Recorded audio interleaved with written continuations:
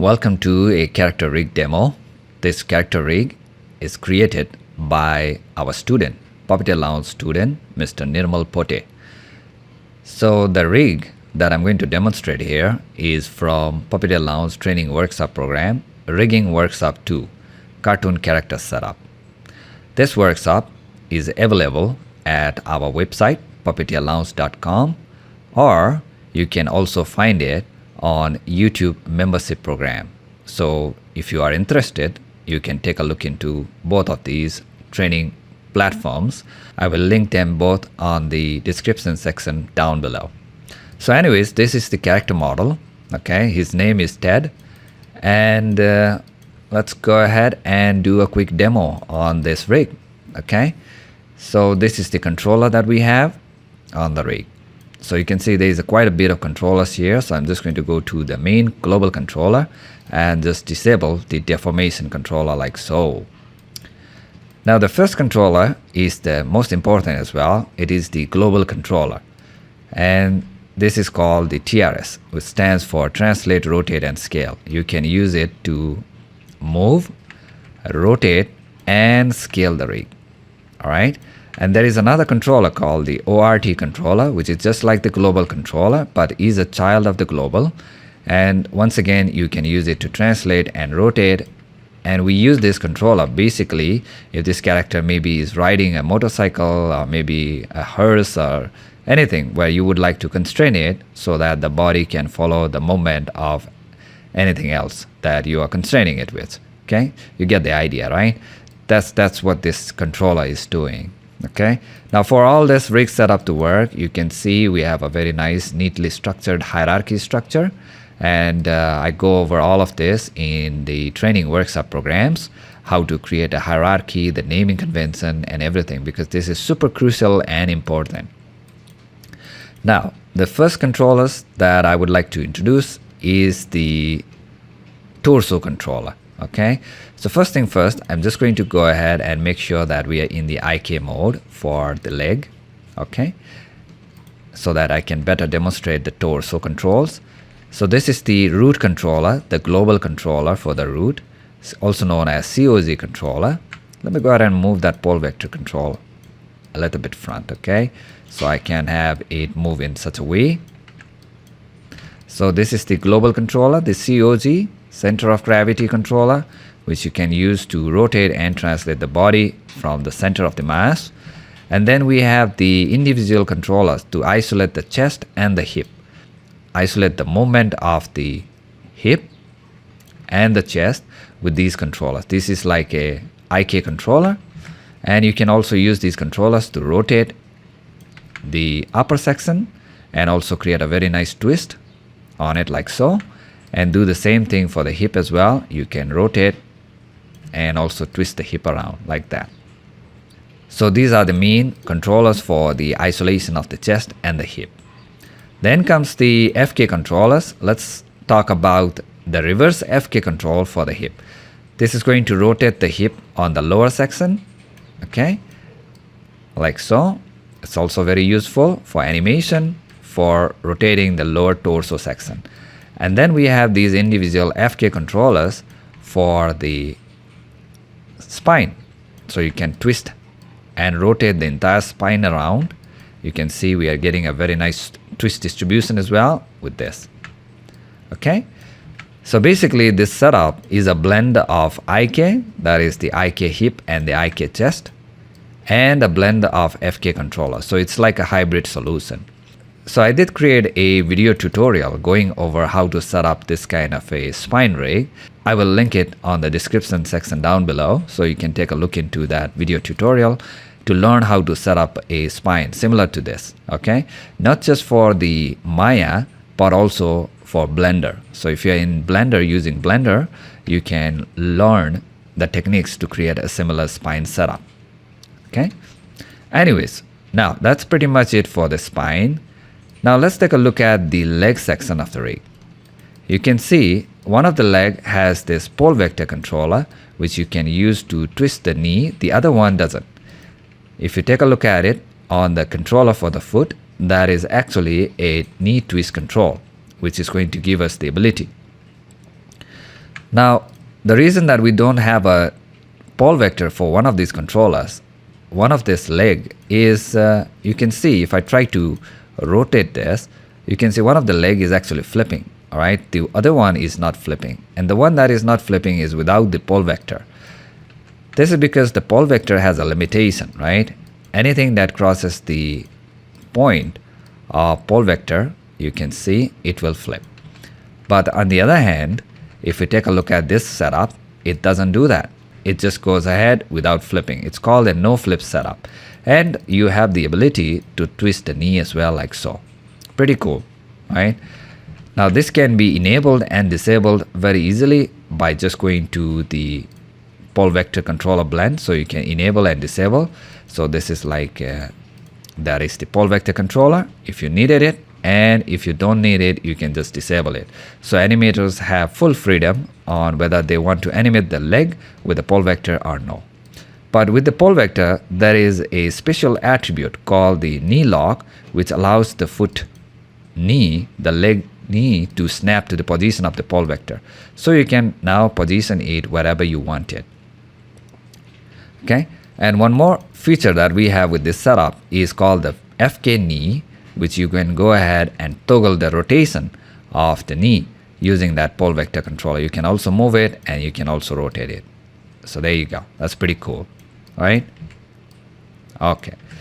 Now, if we take a look at the foot, you can see the foot also has a control attribute set up for controlling the foot roll. Okay. And you have a single attribute to drive everything. So it just goes ahead, rotate the ball, the toe, and the entire foot movement, including the heel as well. And then we also can control the point of impact for the foot. Okay, how much you want the angle to be. You can do that. And you also have extra attributes to control, like if you want to spin that toe from that section, or you want to wiggle it, or maybe you can do some like banking like so. All right. And then we do have the ability to control the stretch of the foot. Okay. So you can go ahead and enable the stretch, and the foot is going to be stretching like so. All right. And you can enable the no pop as well if you don't want to create any kind of popping when you're stretching the leg. All right. That's pretty cool. Now with this leg setup, something that every character rig has is a IK and a FK blend. Okay, so this leg setup also has that. If you take a look at this controller, you can go ahead and switch between IK and FK. So FK stands for forward kinematics and IK for inverse kinematics. So basically the FK is used for getting a nice bend, all right, nice arc, so like so. Okay, and using the FK controllers, you can also translate it to create a little bit of stretch if you need it. And the use of FK is primarily to get a nice arc on the leg. And speaking of arc, it's very important. It's like a principle of animation to get a very nice arc, get a nice follow through, and the FK controllers will give us the ability to do that. And for the majority of the time, the animators are just going to use the IK, and if they need it, they have the FK as well. All right, so that's the leg, and you can see it all goes ahead and move with the hip and everything. Everything is connected, that is. So let's take a look at the shoulder control. So this is the shoulder controller, also known as the clavicle control, which is going to give you the ability to rotate it. You can also twist it around like so. Now, just like the foot, you know, you have the FK and the IK for the arm as well. So I can go ahead and select all of these together and get a very nice behavioral rotation out of it. So they are mirroring the orientation, that is. There you go. Okay. And one more thing that I would like to specify is that we have the setup both for the leg and the arm to get a nice twist for the upper arm and the lower arm, forearm twisting, that is. Now to better visualize it, I'm going to turn on the wireframe unshaded so you can see this is what it looks like, and this is what it looks like for the upper twist. This is super important. Otherwise, it's going to look robotic. This is going to give you a very nice organic deformation. And also it's going to help you with getting nice poses and nice deformation overall. So you can see I can go ahead and twist it around, and you can see how the deformation still is intact and it looks very natural as well. So that's the benefit of upper arm and the lower arm twisting. All right. Now one more thing is that the arm, just like the leg, also has a IK and FK blending. So you can go ahead and switch it to IK. So there you have it. You also have the ability to stretch it like so if you want it. All right. If you don't want, you can just go ahead and disable the stretch, and no longer you have the stretch feature. And the controller for the IK, you can see you can twist it like so. And just like the leg, you have the ability to control the pole vector. And this pole vector also has the ability to lock it into position, and also the really cool feature of FK elbow to rotate and move the arm from the elbow position using the elbow controller. One more thing that I would like to point out is we do have the IK blending, right, system, but also there is the matching system. So for example, this is the FK position, right?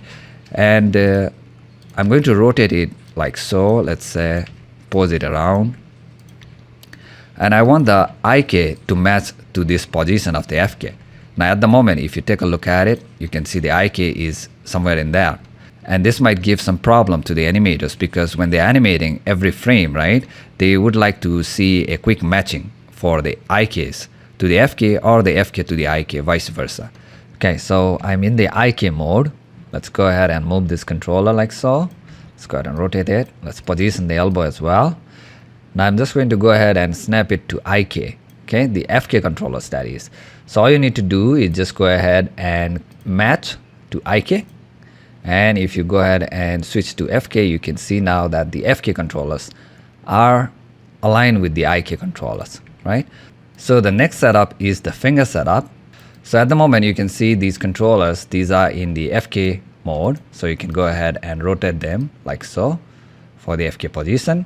Or you can also blend it to IK so that you now have the IK controls for the finger like so. Okay.